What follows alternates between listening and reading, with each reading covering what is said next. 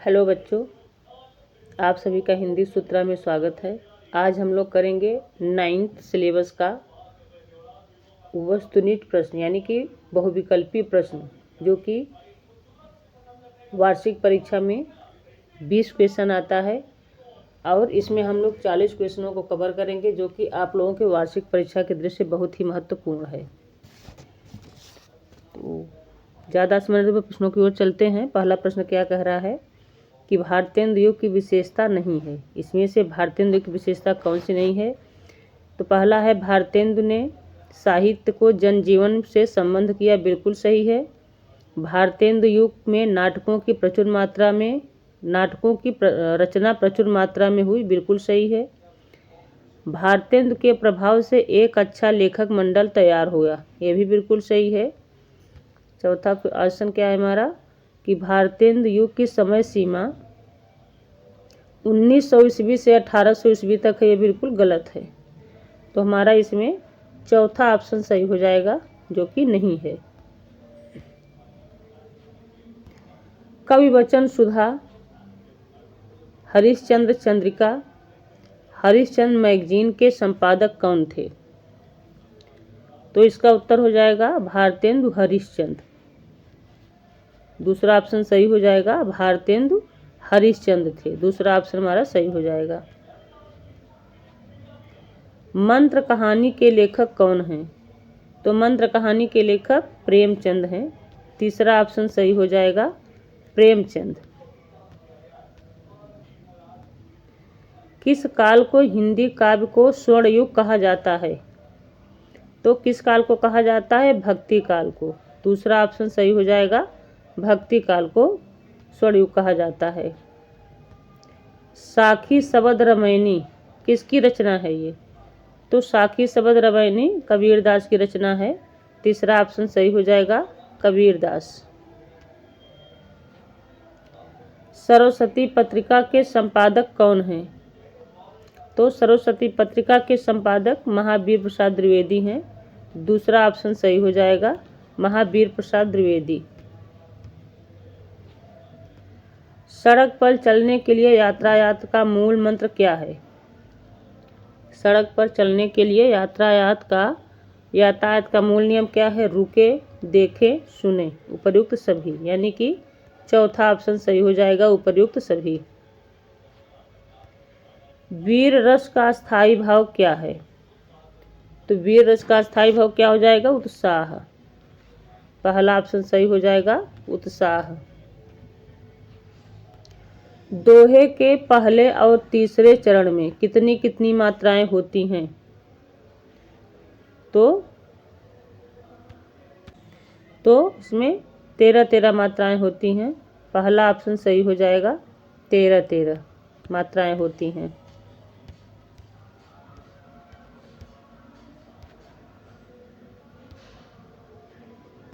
तरन तनुजा तड़ तमाल तरुअर बहु छाए में कौन सा अलंकार होगा? तो आप लोग को पढ़ाया भी गया होगा, जहाँ पे एक ही वर्ड की आवृत्ति एक से अधिक बार हो, वहाँ पे कौन सा अलंकार होता है? अनुप्रास अलंकार। तो यहाँ पे दूसरा ऑप्शन सही हो जाएगा, अनुप्रास अलंकार होगा, क्योंकि यहाँ पे त वर्ड की आवृत्ति एक से अधिक बार आया है, इसलिए यहाँ पे अनुप्रास अलंकार हो जाएगा इसमें। तो इसमें दूसरा ऑप्शन सही हो जाएगा, अनुप्रास अलंकार।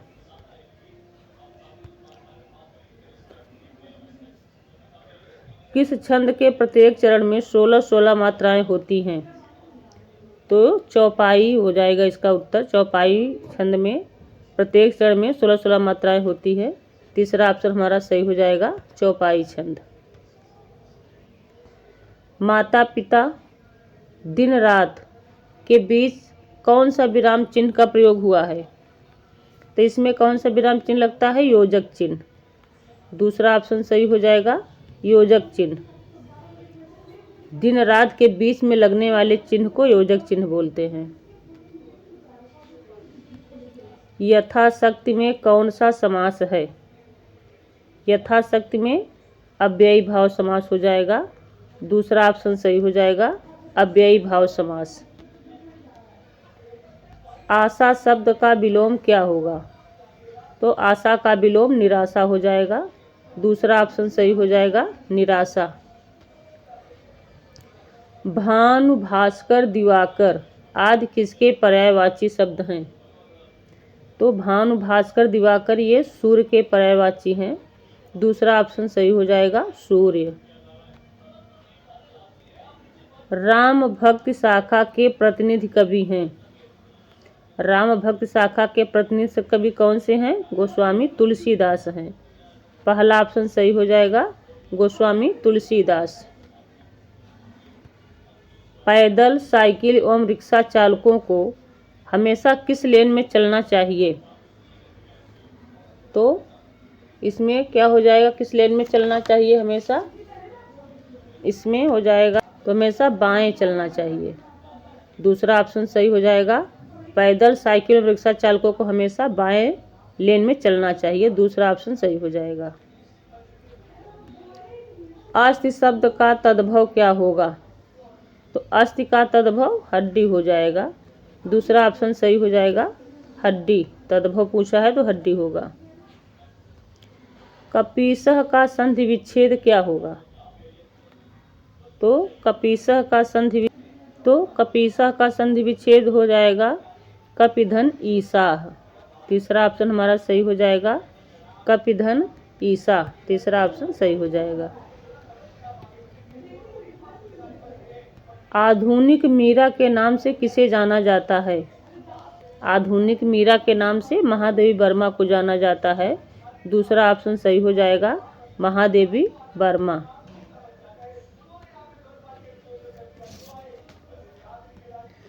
आधुनिक गद्य का जनक किसे कहा जाता है?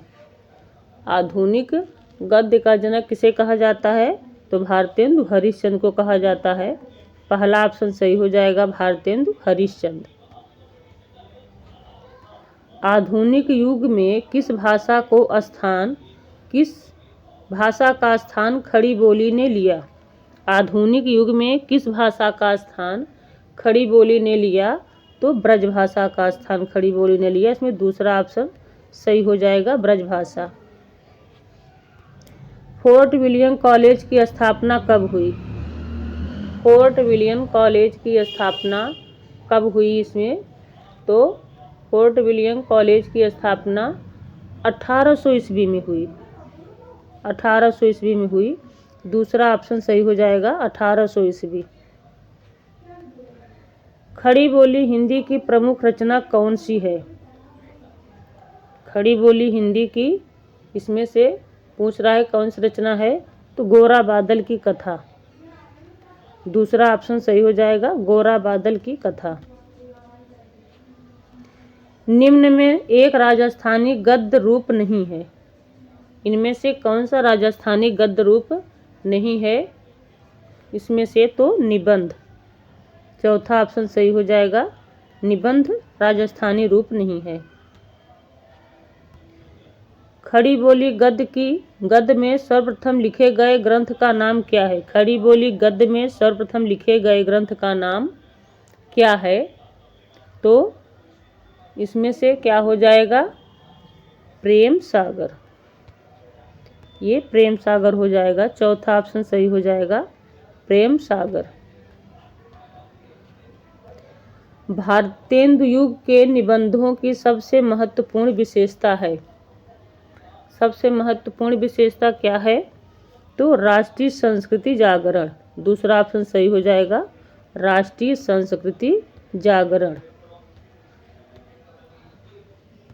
भारतेंदु युग के लेखक नहीं हैं। इसमें से कौन से भारतेंदु युग के लेखक नहीं हैं? तो प्रेमचंद। प्रेमचंद भारतेंदु युग के लेखक नहीं है। तीसरा ऑप्शन सही हो जाएगा प्रेमचंद। गद्य साहित्य की कसौटी है तो निबंध गद्य की कसौटी है। इस कथन के लेखक कौन है? तो इसके लेखक कौन है? इसके लेखक है रामचंद्र शुक्ल। चौथा ऑप्शन सही हो जाएगा रामचंद्र शुक्ल का कथन है ये। भारत दुर्दशा के रचनाकार हैं। भारत दुर्दशा किसकी रचना है? भारतेंदु हरिश्चंद्र का है। दूसरा ऑप्शन सही हो जाएगा भारतेंदु हरिश्चंद्र।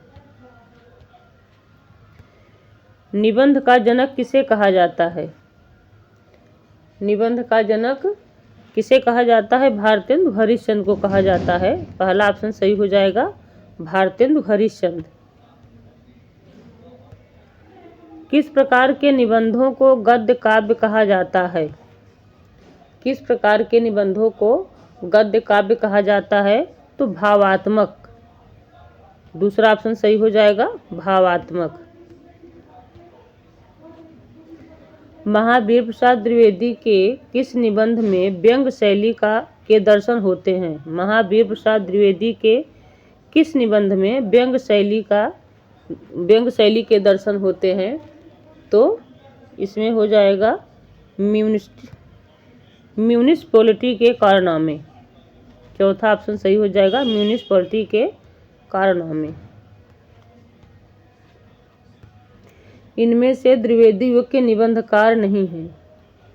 द्विवेदी युग के निबंधकार कौन नहीं है? तो राजेंद्र अवस्थी। चौथा ऑप्शन सही हो जाएगा, राजेंद्र अवस्थी द्विवेदी युग के निबंधकार नहीं है। हिंदी का पहला नाटक माना जाता है। हिंदी का पहला नाटक कौन सा माना जाता है? तो हिंदी का पहला नाटक माना जाता है नहुस। पहला ऑप्शन सही हो जाएगा, नहुस हिंदी का पहला नाटक माना जाता है। हिंदी रंगमंच के जन्मदाता हैं। हिंदी रंगमंच के जन्मदाता कौन है? तो भारतेंदु हरिश्चंद्र हैं। दूसरा ऑप्शन सही हो जाएगा, भारतेंदु हरिश्चंद्र। भारतेंदु युग के नाटकों का मूल उद्देश्य क्या था? भारतेंदु युग के नाटकों का मूल उद्देश्य था व्यंग्य द्वारा सामाजिक बुराइयों को दूर करना। चौथा ऑप्शन सही हो जाएगा, व्यंग्य द्वारा सामाजिक बुराइयों को दूर करना। चौथा ऑप्शन हमारा सही हो जाएगा। जयशंकर प्रसाद का पहला नाटक कौन सा है? इसमें से जयशंकर प्रसाद का पहला नाटक कौन सा है? तो राजश्री है। तीसरा ऑप्शन सही हो जाएगा, राजश्री इनका पहला नाटक है जयशंकर प्रसाद का। किस पत्रिका के जन्म के साथ हिंदी कहानी का जन्म भी माना जाता है? किस पत्रिका के जन्म के साथ हिंदी कहानी का जन्म भी माना जाता है? तो सरस्वती पत्रिका।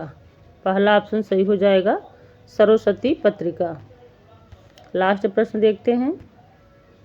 आधुनिक हिंदी की प्रथम मौलिक कहानी की लेखिका कौन है? आधुनिक हिंदी की प्रथम मौलिक कहानी की लेखिका कौन है? तो वंग महिला हैं। तीसरा ऑप्शन सही हो जाएगा, वंग महिला। तो बिल्कुल इन प्रश्नों को रट लीजिए और आप लोगों की परीक्षा की दृष्टि से बहुत ही महत्वपूर्ण है। तो मिलते हैं नेक्स्ट वीडियो में। Thanks for watching.